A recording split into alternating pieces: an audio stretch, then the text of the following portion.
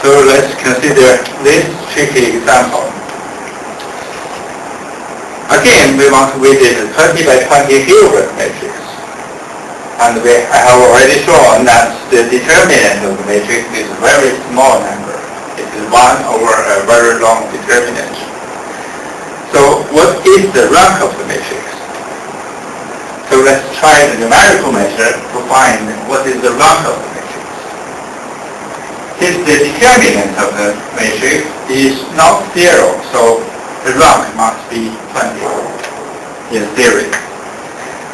So let's see through the example. If we want to find the rank of the matrix, we can give these two commands. One is to generate 20 by 20 Hilbert matrix, then find the rank of it.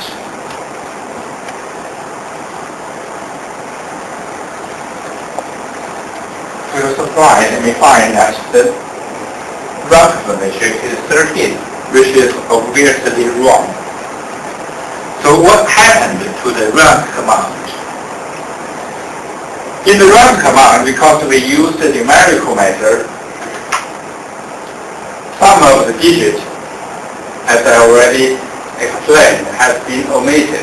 So for some special matrices, the result might not be very accurate. So for this kind of example, what we need to do is to convert it first into a symbolic matrix and then find the rank of it again. And I will explain this kind of denominator later on in the course. For this kind of matrix, we call it a ill conditioned matrix or bad conditioned matrix. So sometimes numerical method for some certain matrices may give misleading results. For instance, for this example, the determinant of the original matrix is very, very small, and if we use this kind of way to find the rank of matrix, we may get the wrong answer. Now let's consider another useful property of a matrix, the norm of the matrix. If you have been given a matrix, the matrix may have many elements in it, many rows and many columns. Sometimes it might be very difficult to describe how large or how small the scale of the matrix. So we may introduce a measurement quantity. Use one number to describe the size of whether it is the matrix large or small. So we use one quantity. A norm is one of the useful description or measurement for that kind of matrix. So this is the mathematical details of a norm of a function. I'm not going to go into full detail about it. And also we may have norms of a vector. The previous one is the nonlinear function. I'm not going to into too much detail about it. For a vector, if we have a vector, we can introduce a notation like this. We say it is a p-norm of the matrix. And if you consider p equals to 2, we may immediately find that it is a Euclidean norm. It is Euclidean distance from the origin. So sometimes we use the 2 norm to describe the Euclidean distance to the origin. We call it a 2 norm. We can also have infinity norm, where it is the maximum absolute value of the component of the vector. So we can have different descriptions of the norm. And for a matrix, the theoretical definition is something like this. It might be difficult to understand, so I'm not going into too much detail about it. There are four commonly used norms for a matrix. One is the 1 norm, the 2 norm, the infinity norm, and the Frobenius norm. So the definition may be something like this. Let's consider one of them. This one. I will just explain one of them. Consider the expression. In the expression, we see that this is the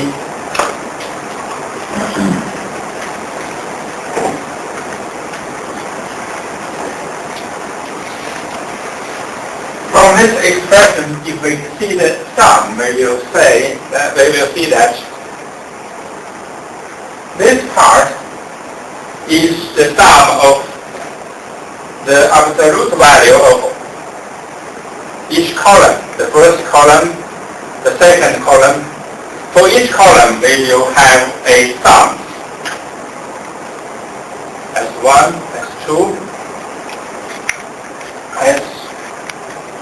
Sn.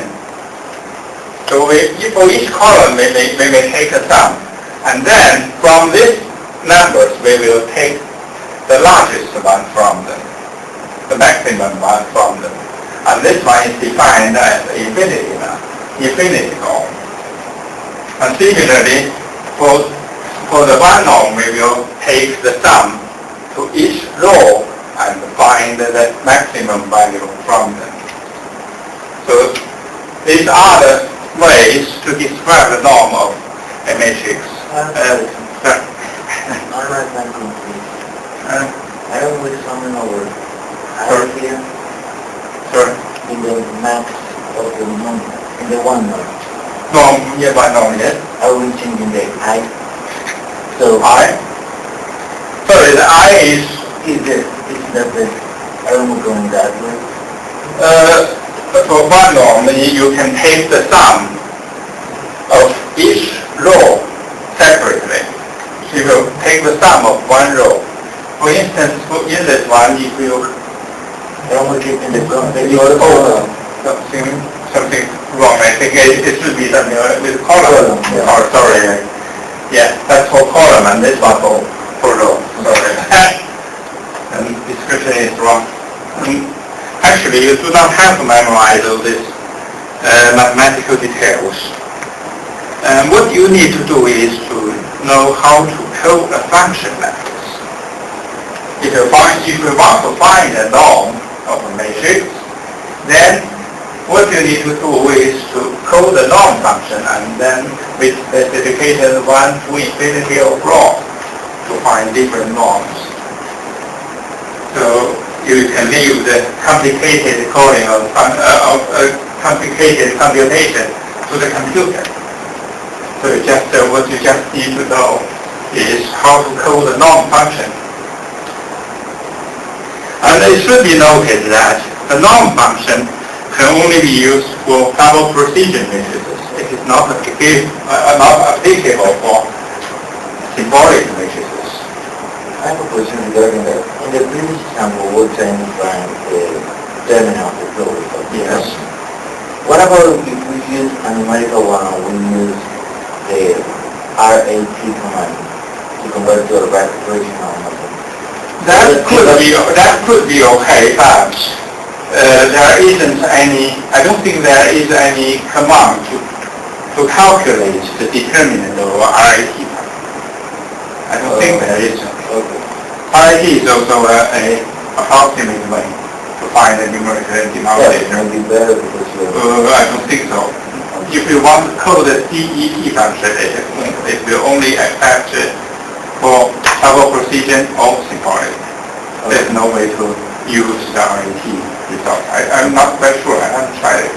Maybe you can try it and see whether there is a better result. But I still think if you use double precision procedure, maybe you cannot find a better result for that. And the norm function can only be used to numerical matrices. If you have a symbolic matrix containing digits only, then you have to use double to convert it into a numerical matrix and then code the norm function. If it is a pure symbolic matrix, then we cannot use norm function.